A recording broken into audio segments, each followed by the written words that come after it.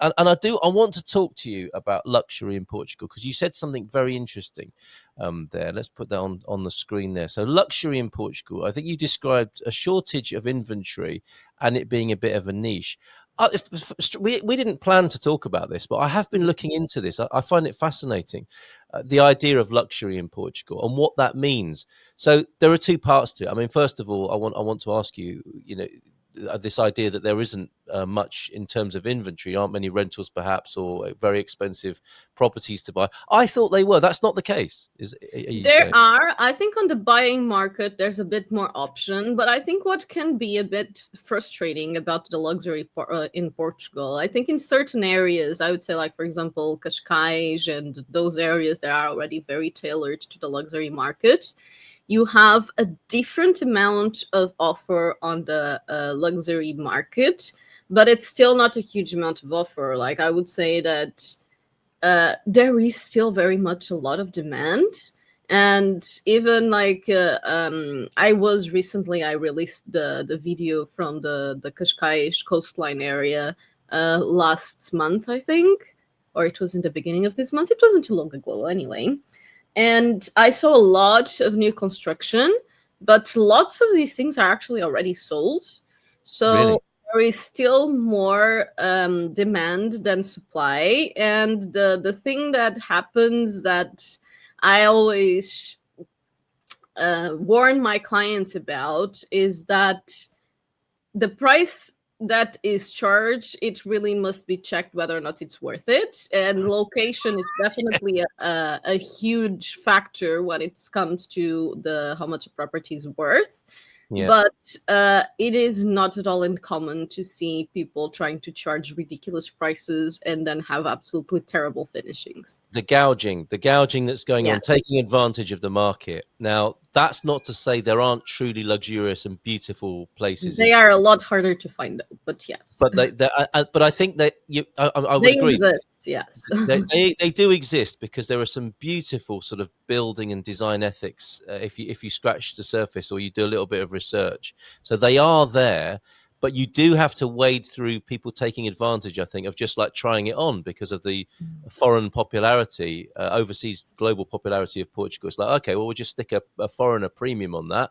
Lots of different people are guilty of this. They see if it works, and in terms of is it worth it, it's worth what somebody will pay for it, right? And unfortunately, I think sometimes people are paying overinflated prices because, relatively speaking, their waterfront property is 2 million, and in there where they live, and the waterfront property here is 750,000, for example, which would be Mhm. extortionate by local standards. But compared to what they're used to, where they come from, it looks like a bargain. There's the Atlantic. There's a lovely little Yes, and town. I Why had not? that exact same experience with a client that he initially rented in the Cascais area. Yep. And then and actually he did say it right this time, Zé Rascada. We got lost in the conversation, but Yes, he did. way Well to go, done. Mr. Yeah, Ass. acknowledgement for your excellent scholarly approach as well. And he rented on the Cascais area like 2 or 3 years ago and stayed 2 years in the rental. And then he was looking to buy in that area. But eventually he bought here in the north, in the Vila Nova de Famalicão area.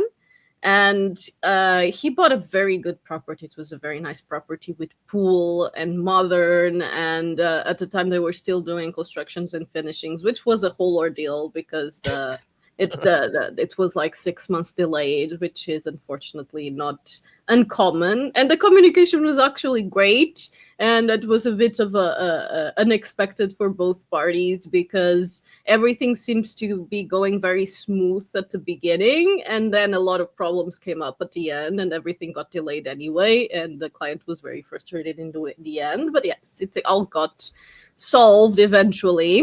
But all of this to say that he bought a property here, an amazing property here in the Yeah. north for 1.1 million. And the same thing, that exact same property in the area he was renting in Lisbon, I would say would be at least 3 million. Yeah, amazing. And what a difference. What you're only talking about a couple of 100 kilometers, aren't you? And the Yeah. massive difference in price. They're quite extraordinary. Have we ever talked about German and Dutch directness? And Was it? it's curious that you say that, because that client, it's a couple, and one of them is from Germany. That's amazing, isn't it? Now, the reason why it seems so random is because of Matty's comment here. Have not seen Anna in a while. That's one N, not two, Matty. Looking good and Portuguese version. seem to have lost some weight. I Uh, lost a lot of weight. I yeah, actually don't want to lose more weight at this point. but this is it's so German, isn't it? Oh, guten Tag. You seem to have lost some weight. It's like we us British don't say things. We're not so direct like that. Or you know, British code for that is like, oh, you're looking very well. Not, you seem to have lost some weight. Matty, what are you like? Would the Portuguese say that? I guess your Portuguese grandma would say Yes, they that would. very direct. Portuguese grandma. Okay, very good. All right. Right, back to luxury in Portugal then. It's funny. It's been on both of our minds, it would appear. And I'm thinking, okay, luxury in Portugal is, or there's a unique Portuguese sense of luxury, because I think the Portuguese culture is not like, you know, it's not Dubai, is it? It's not London, it's not Barcelona, it's not places um, where luxury is opulent and flashy and ostentatious. Yes. And I was trying to understand the kind of the soul or psychology of Portuguese luxury, and I think it comes back to some the beautiful things we love about Portugal. So, you know, part of the key words for Portuguese luxury for me, I was thinking, okay, so we've got heritage, tradition, and history, and we've got pride, and we've got, you know, in certain parts of the market, incredible craftsmanship, you know, artisan, highly skillful craftspeople, incredible materials, natural materials from all over, and all of these things come together in a beautiful sense of luxury, but never in your face opulence. And I think I was trying to think of a word to describe it, because I was really struggling, and you might be able to help me with this, Anna. But it came back to family and community and convivio. The luxury of Portugal is in the warmth of the people wanting to share these beautiful values and qualities with you, and that's a really hard thing to put your finger on and market and sell, really, I think. But it's still a very well, it's not tangible. It's a very real thing when you've experienced it, but it's quite hard to describe to people. Does that make any sense? Yes, it does. It's about, you know, the value of quality of life versus the value of physical goods. Yes. Oh, And you've nailed it. You've nailed it. oh, Okay, so quality of life. Quality. Are you looking at Rui no, I was looking at the Correia's? comment there. Owning your assets, the stuff you like, having more than enough to live on, zero debt and liabilities. I don't know. My experience with working with people who have the luxury market, and who are able to be in the luxury market, tend to have a lot of passive income. And that's one of the things about financial education, isn't it? People think Yes. that working more is how you get more money. It's not. It's really about how you work with the money. And money is a funny thing, because generally it needs to circulate and it needs to Yes. be invested. And the more you have to invest, the easier it is to get it to return to you. So Yes. it's a lot easier when you already have a good amount of disposable income to play with than you are when you are just living from month to month. And it's incredible the people that are actually able to climb the ladder on their own, coming from nothing into being in that position where they are what it's called now. There's this term that I keep coming around, the fire, the financial Oh, yeah. Financial freedom to independence, retire retire early. early. Retire Yeah, early. Yeah, the fire movement. Yeah, I think absolutely. in the end, that's kind of what's luxury. And I would love to achieve fire. I'm still not there. But if I achieved fire, I think I would still be working, and the luxury would very much be the fact that I didn't have to, and I was able to focus on what I love and felt that I contribute to making something positive. Yes, yeah, I'm loving this conversation and these values that are coming up, and yeah, absolutely, Rui. Good to see you here this morning. Luxury is, I think, getting yourself off the system, as it were, and the hamster wheel, and the misplaced dreams of luxury and wealth that often have people completely stressed and burnt out and unhappy. Basically, you know, Yes, and I would happiness think is a that's luxury, isn't it? And I would say that American culture is a great example of that because Absolutely. there's a lot of people making a lot of money, but Yeah. a lot of them are very much on the hamster wheel and completely burned out and not actually enjoying life. And many Yeah. of them, like, they make 100K a month, but then more than half of that income goes into credits and debts and whatever. Yes. And I mean, in my opinion, that's not really luxury. That's It's just the not. No, you're appearance right. of luxury. Yeah, we're redefining it. I mean,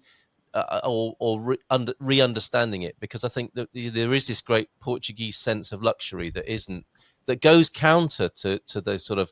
I think possibly what you're saying here, Mr. S. Regardless of convivio, Portugal is a capitalist country. Mr. S, should you and me do the undivided Countries are together? capitalist. I think, is there a single country nowadays that you could say it's Well, not yes, capitalist? exactly. And that I don't think that takes anything away from what we're saying. Yes, the models of economies in the Western world are essentially capitalist, but that's not to say they fare differently, relatively speaking. And what we're talking about here is what Portugal has managed to preserve, in a way, despite and in spite of the worst ravages of capitalism, and retain some sense of balance, and have this DNA of convivio coming through regardless, in all sorts of ways. I think it's just a really important conversation to have. And whilst everything's going on as it is in Portugal politically, for us to hold on to what is true luxury here in Portugal. And it's not, I've got nothing against expensive building projects and developments and investment. It doesn't have to be one or the other, does it? We can retain the I think it's convivio just and grow. different factors, and it's like there are very there are two options within luxury. It's the luxury that it's indeed worth it and justifiable the price, and there is, I could give you example of, for example, the very high-end renovation buildings in the Avenidas Novas of Lisbon. Those kind of buildings, they cost a fortune to renovate, and many of those renovations were done very well, preserving the historical aspects of the property and yet Yes. making it with modern um, utilities and modern, it's not utilities that I want, modern commodities. Yeah. Yeah. And that is a good example of luxury because you have location, you have quality, and you have the Yes. artistic side of it. Another Yes. good example of something that is justified for the luxury would be something like my father's farm project, where in order to make that project, I would have to spend 2 million and I would have 10 rooms. Like, the only way I could make that work would be with luxury, Mhm. because we're talking about recovering an old stone property that is going to cost a lot of money. Yeah. Right. And it's also, of course, justifiable, like I said, when it's a good location, when it's good finishings, good construction, and a good layout and design. And those things cost money, and it makes sense that it goes to people who are able to afford it. Yep. Unfortunately, what you see a lot, especially in locations that grew fast in value, is people just trying to gauge up prices because they are in a good location, but then they don't really have any other factors other than location. Very good. And this is a reason to consult Savvy Cat Anna here on that. Are you being taken advantage of in the hype of luxury, or are you getting a sense of true Portuguese luxury? A picture of which we has been sent in. But Ben's joining us. I'll be sipping some. He and I are so comfortable with our sexuality, and personality and psychology, that we'll be drinking pink champagne together at around 9 o'clock this morning. And here's another picture of him drinking. I think possibly this is how many people are in this picture. This is a Portuguese picture, I think, of Convivio. Yes, that's Here a are very Portuguese it picture. is, isn't it? It's a Parque de Monendas. It's a sunny day in Portugal. There's food, there's drink, and there are, I don't know. It's like one of those. There's How many? bottles, there's glasses, and there's cans. Yes, and it's like, from a children's comic. How many people are in this picture? I think it's four or five. There are four or five cultural millionaires there, right? This is exactly what we're talking about. They may not have a penthouse apartment on the Avenida da República. They might. They might, but it doesn't matter to them because in this moment they are enjoying the high life of Portugal and the convivio that has been the hallmark of this conversation so far. And long may it continue. I think it's important that people are guardians of the convivio. And would you agree as well, Anna, that convivio is like the yang to the yin of saudade? People know about saudade, but on the other side of it, the not so dark side, the longing, the yearning, and the slightly not negative, but it kind of hurts, doesn't it, Sodad? Yeah, but Is convivio is what creates solar. Because if you don't have yes, convivio, you don't have solar either. Because you don't miss something, you don't long for something that you didn't have a good time doing. yes, indeed, indeed. So they are kind of a yin and yang thing that goes together, Yeah. possibly. So yes, let it be known that this was our conversation today, and we are the guardians of convivio. Let it be known that this is an important ethic, and that's what luxury is all about in Portugal. Anything else you want to share with us that's been coming up in your area of business?